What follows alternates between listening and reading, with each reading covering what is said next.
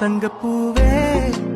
இப்போ நம்ம ஸ்க்ரீனில் பார்த்தீங்கன்னா சூப்பரான ஒரு லிரிக்ஸ் வீடியோவை எப்படி சிம்பிளாக மேக் பண்ண பற்றி பார்ப்போம். வீடியோ வந்து ஸ்கிப் பண்ணாமல் பாருங்கள். சேனலுக்கு ஃபஸ்ட் டைம் வந்திருக்கீங்கன்னா சப்ஸ்கிரைப் பண்ணிவிட்டு வீடியோக்கும் ஒரு லைக் பண்ணிவிட்டு பாருங்கள். இப்போ வீடியோக்குள்ளே போகலாம். இன்ஷாட் அப்ளிகேஷன் ஓப்பன் பண்ணுங்கள். இதில் வீடியோன்ற கேட்டகரி செலக்ட் பண்ணி நியூ ஆப்ஷனை கிளிக் பண்ணிக்கோங்க.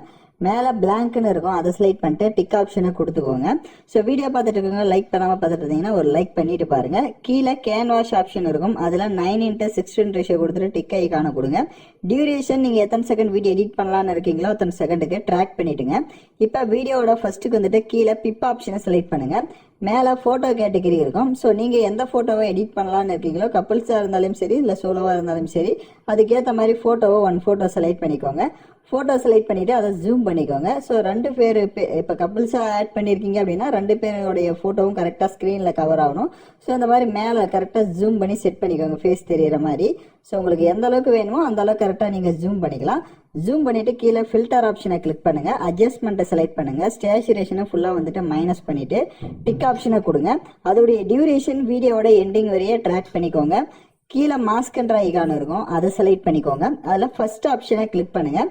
ஸோ அதில் உங்களோட ஃபோட்டோஸை வந்து நம்ம வந்துட்டு ஸ்லைடு ஒரு ஸ்னோ மாதிரி கொண்டு வரணும். ஸோ அதுக்கு உங்கள் ஃபோட்டோஸை இந்த மாதிரி கரெக்டாக வந்து செட் பண்ணிடுங்க. ஸோ கீழே அதோடைய இது பார்த்தீங்கன்னா பெண்ட் பண்ணுற மாதிரி லைட்டாக இருக்கும். ஸோ அதை வந்துட்டு நீங்கள் லைட்டாக இழுத்து விட்டீங்க அப்படின்னா உங்களுக்கு ஷேடோ மாதிரி ஷோ ஆகும். ஸோ அதை கரெக்டாக கொடுத்துட்டு டிக் ஆப்ஷனை கொடுங்க.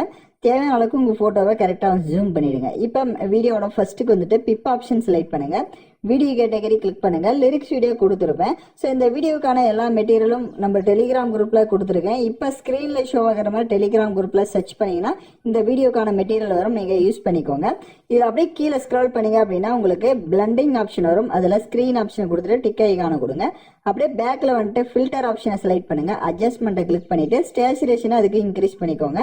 அதே மாதிரி கான்ட்ராஸ்ட்டுக்கும் அதையும் கொஞ்சம் இன்க்ரீஸ் பண்ணிட்டு இப்போ அந்த லிரிக்ஸ் வீடியோவை கொஞ்சம் ஜூம் பண்ணிவிட்டு இதை வந்துட்டு மேலே அந்த மாதிரி செட் பண்ணிக்கோங்க. இப்போ நான் எப்படி செட் பண்ணியிருக்கேனோ சேம் அந்த மாதிரி செட் பண்ணிடுங்க. வீடியோவோட ஃபர்ஸ்ட்டுக்கு வந்துட்டு பிப் ஆப்ஷன் செலக்ட் பண்ணி ஃபோட்டோ கேட்டகரியை கிளிக் பண்ணுங்கள். ஸோ பேக்ரவுண்ட் எரேஸ் பண்ணுற வீடியோ உங்களுக்கு டிஸ்கிரிப்ஷனில் கொடுத்துருக்கேன். ஏன்னா இப்போ வந்து பேக்ரவுண்ட் எரேஸ் பண்ணுற ஃபோட்டோ தான் ஆட் பண்ணோம்.